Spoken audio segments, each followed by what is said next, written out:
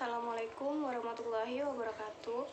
Perkenalkan, nama saya Hani Dwi Yunitoska dengan NIM 20059139 dari jurusan manajemen.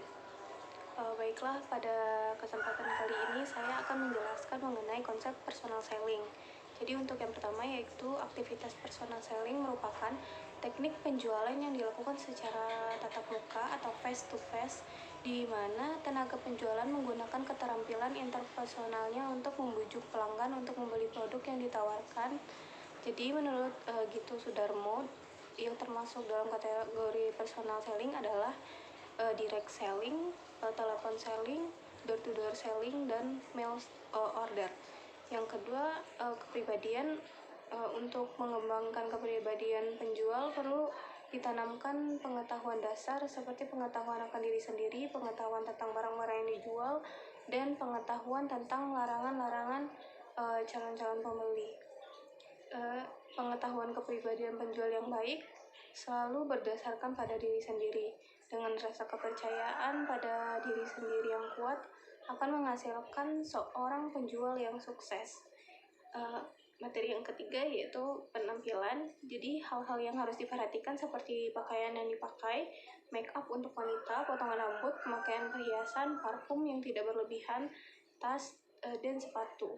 Jadi pelanggan akan merasa nyaman dan dihargai ketika berhadapan dengan tenaga penjualan yang berpakaian rapi, bersih, dan sopan. Yang keempat, keterampilan komunikasi.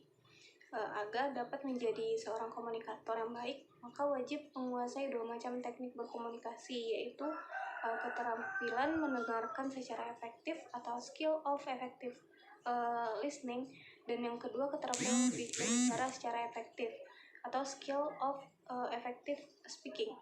Jadi selanjutnya yaitu kelebihan dan kelemahan personal selling. Jadi berikut ini keunggulan personal selling. Jadi yang pertama, personal selling merupakan alat promosi yang melibatkan komunikasi 2 arah atau interaktif. Ini memungkinkan tenaga penjual untuk memperoleh umpan balik atau feedback segera dari pelanggan potensial. Yang kedua, komunikasi yang interaktif dan personal selling bermanfaat untuk membangun kepercayaan pelanggan terhadap produk atau perusahaan. Yang ketiga, personal selling disebut sebagai alat promosi yang paling persuasif dibandingkan jenis lainnya karena pertemuan tatap muka antara tenaga penjual dan pelanggan secara alami akan mengkondisikan pelanggan untuk lebih lama berada dalam situasi persuasif. Yang keempat, personal selling mampu menjangkau sekaligus pelanggan perseorangan B2C dan pelanggan bisnis B2B.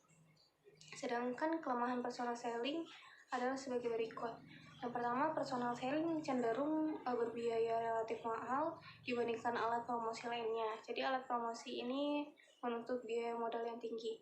Yang kedua, model promosi yang mahal karena mengharuskan perusahaan untuk membangun armada tenaga penjual yang terdiri dari banyak individu.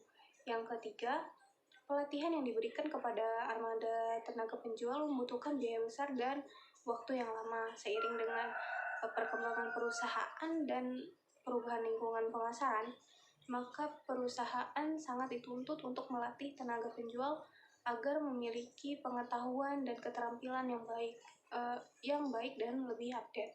Yang keempat, daya jangkauan personal selling terbatas karena hanya mampu mencapai sejumlah orang tertentu, tidak seperti iklan TV, radio, dan internet yang dapat menjangkau pelanggan yang lebih luas dari aspek demografi dan geografi. Kemudian efektivitas personal selling. Jadi pada dasarnya efektivitas adalah derajat keberhasilan dalam mencapai suatu tujuan. Jadi personal selling dapat bervariasi tergantung pada produk yang dijual serta jenis pelanggan yang berinteraksi. Ada 7 strategi efektivitas personal selling. Yang pertama, mempresentasikan keunggulan produk. Yang kedua, peragakan produk. Ketiga yaitu dorong percakapan. Yang keempat, bertindak sebagai konsultan. Dan yang kelima, menekankan kepuasan pelanggan. Yang keenam, ceritakan sebuah cerita. Dan yang ketujuh, menanggapi perilaku konsumen. Baiklah, sekian presentasi dari saya. Jika ada salah dan janggalnya, saya mohon maaf. Sekian, wassalamualaikum warahmatullahi wabarakatuh.